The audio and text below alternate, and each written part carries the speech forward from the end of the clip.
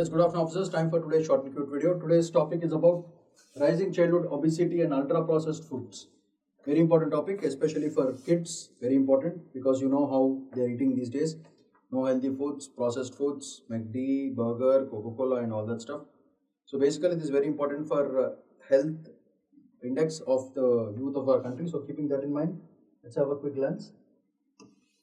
So obesogenic environments, that means leading to obesity, బాగా లావడం.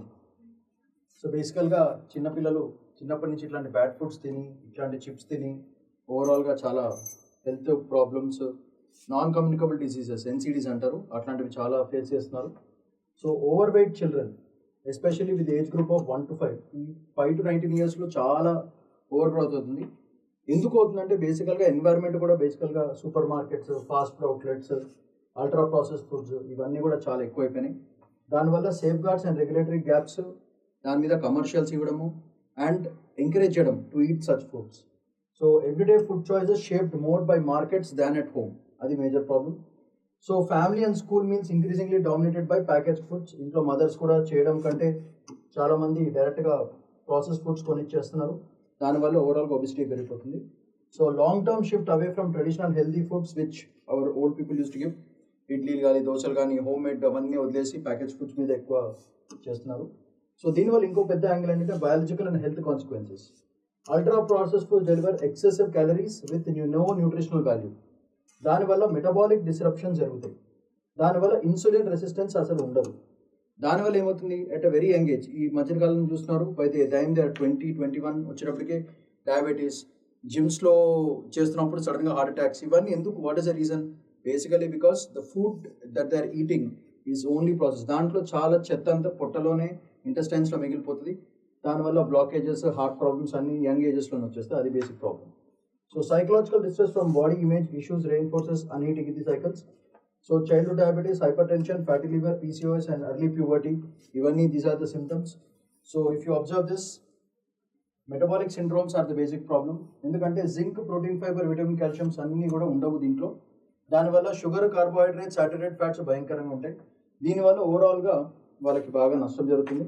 So reduce stamina, poor learning concentration and mental health challenges are the basic problems.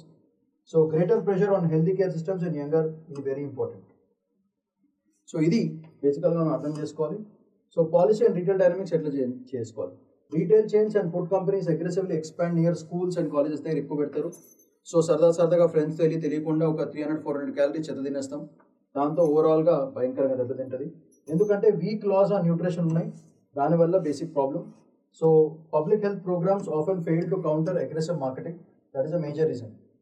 So ఈ marketing ఎప్పుడైనా చెడు ఫాస్ట్గా వెళ్తుంది మంచి కంటే. సో ఈ చెడుని కమర్షియల్స్ ద్వారా, మార్కెట్స్ ద్వారా, ఎన్వైర్న్మెంట్ ద్వారా ఓవరాల్గా బాగా ఎంకరేజ్ చేసి అందరినీ బాగా తినన్నానా అని చెప్పి చెప్పడం జరుగుతుంది. దాన్ని what is the sequence of it? Market forces overpower nutritional initiatives. That is a major problem you can write. So దానివల్ల local agriculture and fresh produce అవన్నీ సైడ్లైన్ అయిపోతాయి in comparison to process food industries. So basic ఏమవుతుందంటే children long టర్మ్లో patients కింద తయారవుతారు, హాస్పిటల్స్కి మంచి పైసలు వస్తాయి. అది major problem. So exclusive Indian dimension చూసుకుంటే మనకి ఈ hunger and obesity can exist side by side. ఒక చోటేమో హంగర్, ఇంకో చోటేమో obesity. So rural undernutrition, urban obesity, ఈ రెండు సైమల్టేనియస్గా జరుగుతున్నాయి. రూరల్ సైడ్లో ఏమో తిండి దొరుకుతుంది, అర్బన్ సైడ్లో ఏమో తెగ తిండి దొరుకుతుంది. దానివల్ల మొత్తానికి urban health is completely getting damage. So package food market growing rapidly, traditional diets are not encouraged. Private school encourage junk heavy diets. Healthier mid day meal models ఉంటే బాగుంటుంది. Nutrition and equality between rich and poor is also increasing. That means it's a big gap, nutritional gap. దానివల్ల millet and pulse based heritage diets అన్నీ ఎగిరిపోతున్నాయి. Child obesity emerging as a fresh public health burden, that is an NCD, non-communicable disease ఇది. దానివల్ల major problems. Next long term global and national దాంట్లో health budgets face rising cost lines. National productivity and military readiness undermine poor physical fitness.